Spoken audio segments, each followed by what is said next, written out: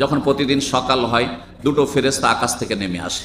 মা মিন ইয়াউমিন ইউসবিহু লিবাদু ফীহি, এমন কোনো দিন নাই যেই দিন কোনো মানুষের ভোর হয় ইল্লা মালাকান ইয়ানজিলানে, দুটো ফেরেশতা নেমে আসে আকাশ থেকে জমিনে, আর একজন নেক দোয়া দেয় আর একজন বদ দোয়া দেয়।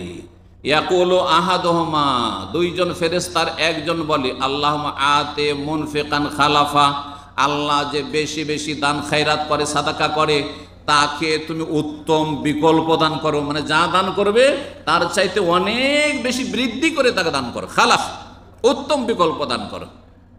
ওয়াকুলুল আখারু, দ্বিতীয় ফেরেশতা বদদুয়া দেয় কাকে? কৃপণ বখিলকে।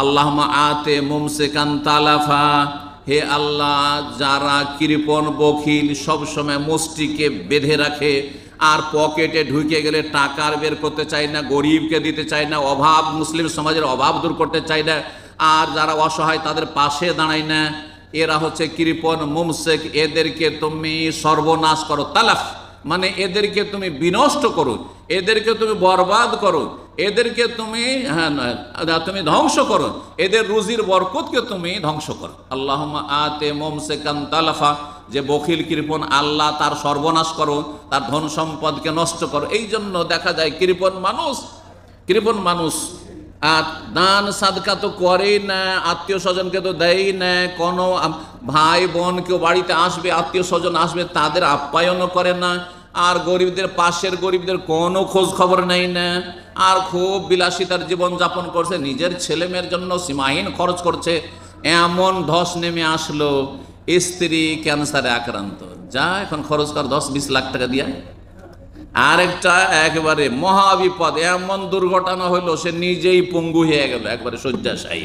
আর কত রকমের বালা মুসিবত, অথবা বাড়িতে চুরি হয়ে গেল, ডাকাতি হয়ে গেল, ছিনতাই হয়ে গেল, আপনজন প্রিয়জন যাকে নিয়ে তার সমস্ত নাচানাচি ছিল সেই ব্যক্তি সেখানে মারা গেল, ধ্বংস হয়ে গেল, বহু বালা মুসিবত আর বিপদ আপদ। জি, খেলাধুলা করতে গেছেন আর সেখানে গিয়ে দুর্ঘটনা হয়ে গেল, কোনো জায়গায় গেছেন আমোদপুরি বিনোদন করতে গেছেন, কর্নিশে বিচে গিয়েছেন আর সেখানে গিয়ে ছেলেটা ডুবে গেল, মারা গেল। এসব বালা মুসিবত আসে আপনার পাপের কারণে।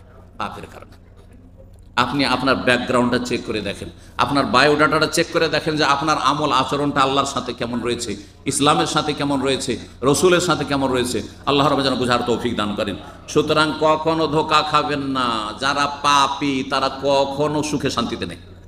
2, 4, 10 দিনের 5 বছর 10 বছরের সুখে কখনো প্রতারিত হবেন না, ধোঁকা খাবেন না। আল্লাহ রাব্বুল আলামিনের কথা সত্য, রাসূলুল্লাহ সাল্লাল্লাহু আলাইহি ওয়াসাল্লামের কথা সত্য। এই ছিল রাসূলুল্লাহ সাল্লাল্লাহু আলাইহি ওয়াসাল্লামের হাদিস। বখিলের জন্য প্রতিদিন ফেরেশতা জমিনে নেমে এসে বদদোয়া করতে থাকে সর্বনাশ হওয়ার, আর যারা দান সাদকা বেশি করে, দান খায়রাত করে, তাদের জন্য বরকতের দোয়া করতে থাকেন। আল্লাহ যেন ফেরেশতাদের দোয়া আমাদের হাসিল করা তৌফিক দান করেন।